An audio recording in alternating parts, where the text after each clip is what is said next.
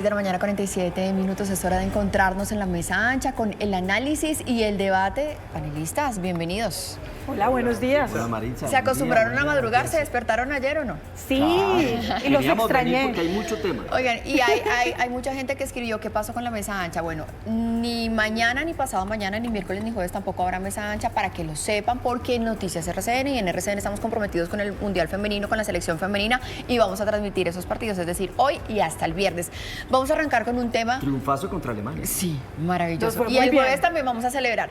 Pero bueno, hoy en la mesa ancha, un tema que se puso sobre la mesa desde el fin de semana. La captura de Nicolás Petro, el hijo del presidente Gustavo Petro, y uno podría decir, esta es una situación inédita en el país, capturado el hijo del presidente. Aún así, el presidente dijo que la fiscalía tenía todas las garantías e incluso habló de los errores de su hijo.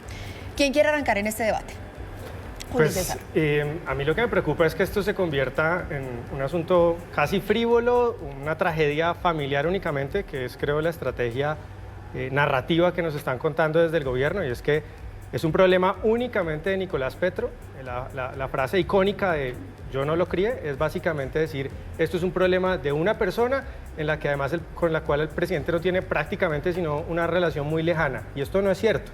Yo quiero leer un trino del presidente, en ese momento candidato o congresista, Gustavo Petro, cuando su hijo perdió las elecciones para la gobernación en Atlántico. Decía, a Nicolás le queda la enorme tarea de liderar la Colombia humana en todo el Caribe. Era, por lo tanto, según palabras del propio Petro, un líder de primer orden de su grupo político.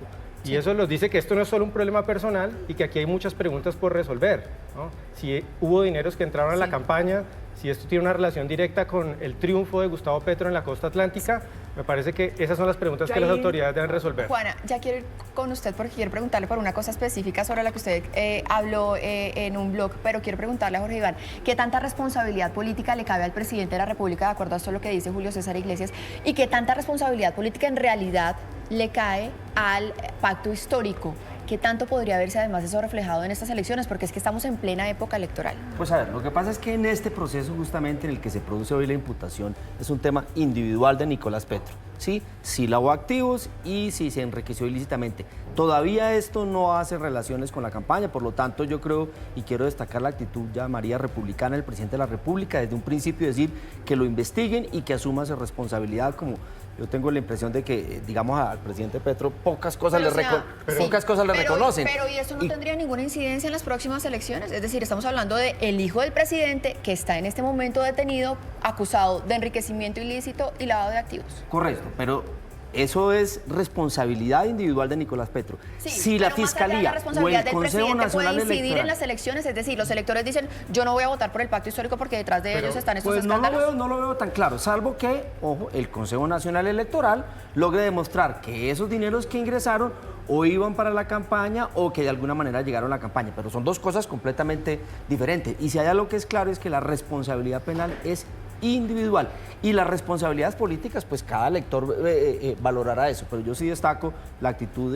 respetuosa con el funcionamiento de la Fiscalía que ha tenido el presidente. Pero es que ¿Cómo no no va a estamos tener? hablando solo del hijo del presidente, no estamos hablando de un diputado, ¿Cómo un no va a tener? funcionario público. ¿Cómo no va a tener incidencia política, Maritza, Sí. que uno de los jefes de la campaña en una de las zonas más importantes del país esté involucrado en un tema Sí. de lavado de activos? Juana, el tema aquí no es solamente un diputado, no es solamente un funcionario público, no es solamente una persona del pacto histórico, y no quiero solamente ver la responsabilidad política del presidente Gustavo Petro, sino la responsabilidad de él como padre, porque él en algún momento dijo, yo no lo crié.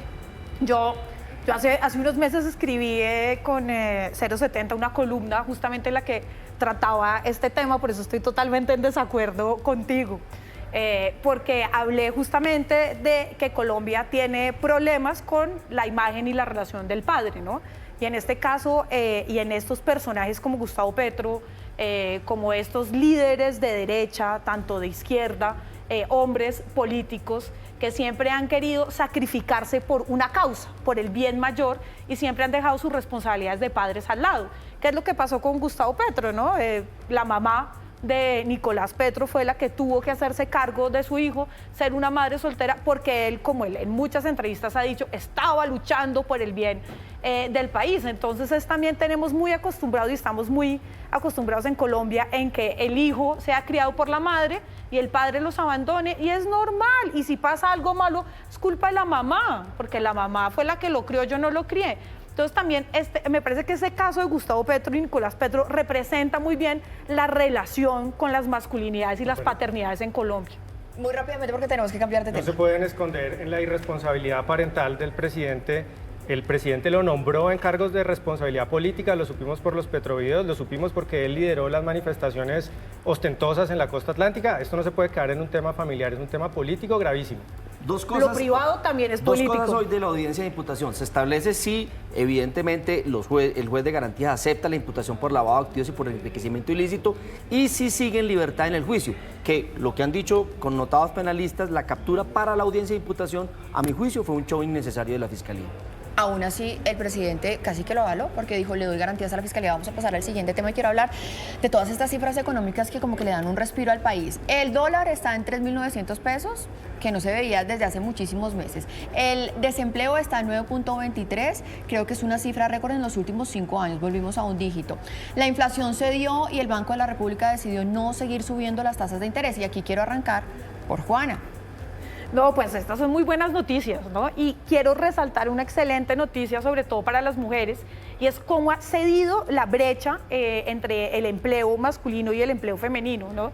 De las más afectadas fuimos las mujeres durante la pandemia, porque todos los trabajos feminizados sufrieron enormemente. Porque las mujeres entonces se tenían que ir a hacer cargo del hogar. A cuidar a la mamá, a cuidar a los niños, no podían salir de la casa, entonces los horarios era imposible salir, Sí. Estamos en pandemia, cerraron los almacenes, cerraron un montón de cosas, entonces esta es una muy buena noticia para nosotras, además también para la pobreza que se ha feminizado en Colombia, esto es un respiro muy grande. Julio César. Pues yo sí celebro que el gobierno, que antes en la oposición despreciaba todos los buenos datos económicos, ahora esté celebrando estos mejores datos que está presentando el DANE, ¿no? Cuando la inflación estaba al 5 o 6%, era una catástrofe y Sí. el país estaba y cuando teníamos desempleo de un dígito, también lo despreciaba el actual presidente. En todo Celebro caso, que el Julio gobierno César, hay que celebre. decir que no fue sacatombe, que se iban a cerrar las empresas, que se iba a ir la gente del país. Estamos bien. Pues mire, los inversionistas miran el comportamiento general, no solo de la economía de las instituciones. Y lo que se ha establecido es que este gobierno ha cumplido las reglas de juego, las reglas institucionales,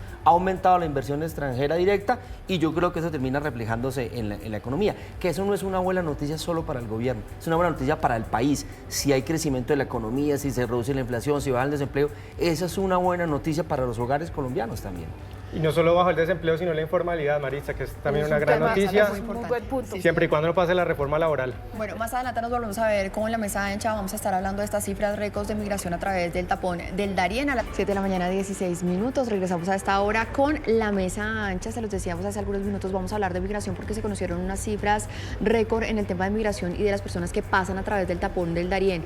248.900, casi 250.000 personas que pasaron el año pasado. Sin embargo, la agencia de migración en Panamá asegura que este año ya se superó esa cifra, es decir, que este año podrían incluso pasar 400.000 personas. Y esto no es solo una cifra, sino es todo el drama humanitario que hay detrás, porque son familias enteras y más del 20% de esas personas que atraviesan son niños menores de 5 años, niños que en muchas ocasiones pierden su familia o se mueren también en el camino. ¿Quién quiere arrancar? Julio César. Pues en realidad una tragedia pues muy dolorosa, Maritza. Yo creo que de una manera u otra todos lo hemos visto a estas familias de migrantes venezolanos pasar por las carreteras de Colombia y seguramente muchos de ellos en realidad se dirigen a Estados Unidos en un verdadero drama. Y con relación a eso, destaco de las cifras que es Venezuela la segunda nacionalidad después de México, que está al lado de Estados Unidos, que más cruza de manera ilegal la frontera sur de ese país. Y eso nos dice que esto se trata esencialmente de un problema económico y político, ¿no? Que en Venezuela la aplicación de ideas extremistas, de ideas económicas descabelladas, se tradujo en un drama humanitario que ya lleva fácilmente más de una década. Entonces, eso es resultado de esas malas ideas económicas aplicadas desde la Y política. demostraría también que no funcionó el cerco diplomático, pero tampoco esos alivios que ha recibido en los últimos meses, porque sigue ahí, incluso aumentó la migración venezolana. Sí, porque el problema de fondo sigue, que es un problema económico. Sí, Jorge Iván. La vocera del gobierno de Panamá la describió como una tragedia humanitaria y lo es. Y voy a proponer algo muy concreto y sencillo. Colombia debería convocar al Consejo Permanente de la OEA para que se active la Comisión de Seguridad Hemisférica, porque ese es un tema que desborda a Panamá, a Colombia, a cualquier país. Yo creo que este tema de la migración por el Darién debe ser tratado como un problema continental y en el marco del Consejo Permanente y la Comisión de Seguridad Hemisférica, que puede ser convocada por un país, en este caso por la Cancillería colombiana, se debería abordar ese tema que trasciende fronteras. De acuerdo, Jorge Iván, pero también pienso que tiene que haber alguna responsabilidad de algunas acciones del gobierno colombiano en materia de seguridad.